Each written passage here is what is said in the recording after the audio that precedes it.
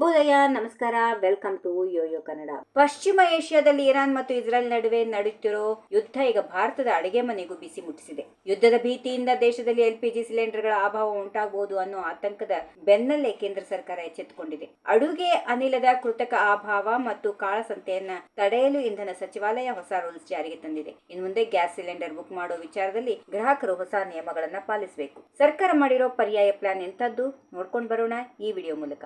ಮಧ್ಯಪ್ರಾಚ್ಯದಲ್ಲಿ ಯುದ್ಧ ತಾರಕಕ್ಕೇರಿರೋದ್ರಿಂದ ಅಡಿಗೆ ಅನಿಲದ ಪೂರೈಕೆಯಲ್ಲಿ ವ್ಯತ್ಯಯ ಆಗಬಹುದು ಅನ್ನೋ ಭೀತಿ ಎದುರಾಗಿದೆ. ಇದನ್ನೇ ಬಂಡವಾಳ ಮಾಡಿಕೊಂಡಿರೋ ಕೆಲವರು ಗ್ಯಾಸ್ ಸಿಲಿಂಡರ್ ಗಳನ್ನ ಅನಗತ್ಯವಾಗಿ ದಾಸ್ತಾನು ಮಾಡ್ತಿರೋದು ಸರ್ಕಾರದ ಗಮನಕ್ಕೆ ಬಂದಿದೆ. ಈ ಹಿಂದೆ 55 ದಿನಗಳಿಗೊಮ್ಮೆ ಬುಕ್ ಮಾಡ್ತಿದ್ದ ಗ್ರಾಹಕರು ಈಗ ಕೇವಲ 15-20 ದಿನಗಳಲ್ಲೇ ಸಿಲಿಂಡರ್ ಬುಕ್ ಮಾಡ್ತಾ ಇದ್ದಾರೆ. ಇದರಿಂದಾಗಿ ತುರ್ತು ಅಗತ್ಯ ಇರುವವರಿಗೆ ಸಿಲಿಂಡರ್ ಸಿಗದೆ ಕೃತಕ ಅಭಾವ ಸೃಷ್ಟಿಯಾಗ್ತಾ ಇದೆ. ಇದನ್ನ ತಡೆಯೋಕೆ ಸರ್ಕಾರ ಈಗ ಕಠಿಣ ಕ್ರಮಕ್ಕೆ ಮುಂದಾಗಿದೆ. ಇನ್ನು ಈ ಕೇಂದ್ರ ಇಂಧನ ಸಚಿವಾಲಯ ಹೊರಡಿಸಿರೋ ಹೊಸ ಮಾರ್ಗಸೂಚಿ ಪ್ರಕಾರ 2 ಸಿಲಿಂಡರ್ ಬುಕಿಂಗ್ ಗಳ ನಡುವೆ ಕನಿಷ್ಠ ಅವಧಿಯನ್ನ ಈಗ 25 ದಿನಗಳಿಗೆ ಹೆಚ್ಚಿಸಲಾಗಿದೆ.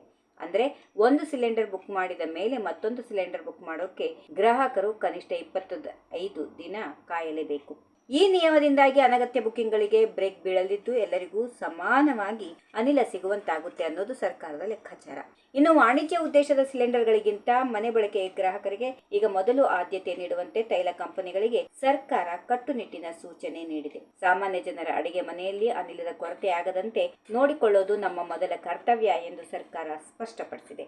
ಜೊತೆಗೆ ದೇಶೀಯ ರಿಫೈನರಿಗಳಲ್ಲಿ ಎಲ್ಪಿಜಿ ಉತ್ಪಾದನೆಯನ್ನ ಗರಿಷ್ಠ ಮಟ್ಟಕ್ಕೆ ಹೆಚ್ಚಿಸುವಂತೆ ಆದೇಶ ನೀಡಲಾಗಿದ್ದು ದೇಶದ ಒಳಗಿನ ಪೂರೈಕೆಯನ್ನ ಬಲಪಡಿಸಲಾಗ್ತಾ ಇದೆ. ಇರಾನ್ ಮತ್ತು ಇಸ್ರಾಯೇಲ್ ಸಂಘರ್ಷದಿಂದಾಗಿ ಮಧ್ಯಪ್ರಾಚ್ಯದಿಂದ ಅನಿಲ ಆಮದು ಮಾಡಿಕೊಳ್ಳೋದು ಸ್ವಲ್ಪ ಕಷ್ಟ ಆಗಬಹುದು. ಇದನ್ನ ಅರಿತಿರುವ ಕೇಂದ್ರ ಸರ್ಕಾರ ಈಗ ಪರ್ಯಾಯ ಮಾರ್ಗಗಳನ್ನ ಹುಡುಕಿದೆ.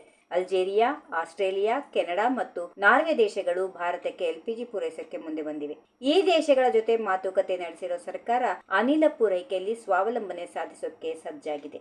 ಈ ಕ್ರಮದಿಂದಾಗಿ ಯುದ್ಧದ ಅವಧಿಯಲ್ಲೂ ಭಾರತದಲ್ಲಿ ಅನಿಲ ಕೊರತೆ ಉಂಟಾಗೋದಿಲ್ಲ ಅನ್ನೋ ಭರವಸೆ ಸಿಕ್ಕಿದೆ. ಒಟ್ಟಾರೆಯಾಗಿ ಹೇಳಬೇಕು ಅಂದ್ರೆ ಯುದ್ಧದ ಎಫೆಕ್ಟ್ ನಿಂದ ಭಾರತದ ಜನಸಾಮಾನ್ಯರಿಗೆ ತೊಂದರೆ ಆಗದಂತೆ ಮೋದಿ ಸರ್ಕಾರ ಮಾಸ್ಟರ್ ಪ್ಲಾನ್ ರೂಪಿಸಿದೆ. ಕೃತಕ ಅಭಾವ ಸೃಷ್ಟಿಸಿರೋ ವಿರುದ್ಧ ಮತ್ತು ಕಾಳಸಂತಕೋರರ ವಿರುದ್ಧ ಸರ್ಕಾರ ಈಗ ಹದ್ದಿನ ಕಣ್ಣು ಇಟ್ಟಿದೆ.